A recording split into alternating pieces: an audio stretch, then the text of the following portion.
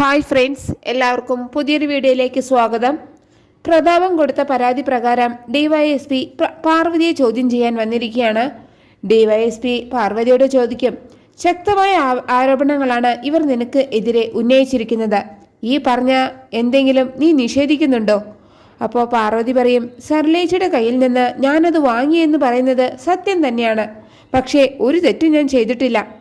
അപ്പോൾ ഡിവൈഎസ്പി പറയും, എല്ലാ തെളിവുകളും നിനക്കെതിരാണ്.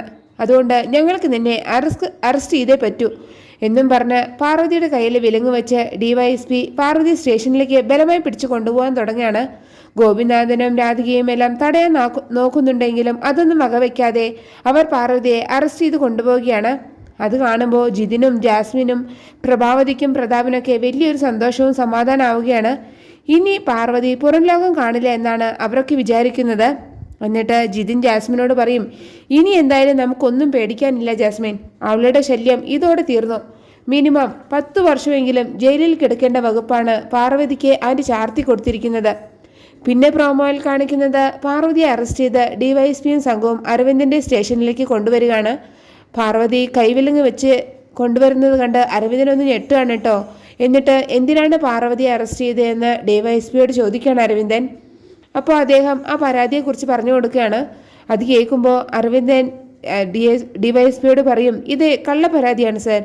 പാർവതിയെ എനിക്ക് നന്നായിട്ട് അറിയാം, അവളൊരു പാവമാണ്. പക്ഷേ അരവിന്ദൻ എന്തൊക്കെ പറഞ്ഞിട്ടും അതൊന്നും കേൾക്കാൻ പോലും നിൽക്കാതെ പ്രഭാവതിയുടെ പരാതി പ്രകാരം ഡിവൈഎസ്പി പാർവതിയെ ലോക്കപ്പിൽ ഇടുകയാണ്. പ്രഭാവതിയുടെ ചതി മനസ്സിലാക്കി ഇനി എന്ത് ചെയ്യുമെന്ന് ആലോചിച്ച് നിൽക്കുകയാണ് അരവിന്ദൻ.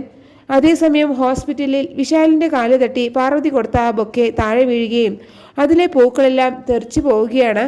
അത് കാണുമ്പോൾ വിശാലിന് എന്തോ ഒരു വിഷമം തോന്നുകയാണ് കേട്ടോ. അങ്ങനെ വിഷമിച്ച് നിൽക്കുമ്പോഴാണ് വിപിൻ വിശാലിൻ്റെ അടുത്തേക്ക് വരുന്നത്. വിപിനെ കാണുമ്പോൾ വിശാൽ വിപിനോട് പറയും, മനസ്സിന് എന്തോ ഒരു സമാധാനവുമില്ല, മനസ്സിന് എന്തോ ഒരു അസ്വസ്ഥത, എനിക്ക് പെട്ടെന്ന് വീട്ടിലെത്തണം. അത്രയൊക്കെയാണ് ആ പുതിയ പ്രോമോയിൽ കാണിച്ചിരിക്കുന്നത്. നിങ്ങൾക്ക് എൻ്റെ ഈ റിവ്യൂ ഇഷ്ടമായാൽ മറക്കാതെ എല്ലാവരും ലൈക്കും സബ്സ്ക്രൈബ് തന്ന് എന്നെ ഒന്ന് സപ്പോർട്ട് ചെയ്യണേ പ്ലീസ്.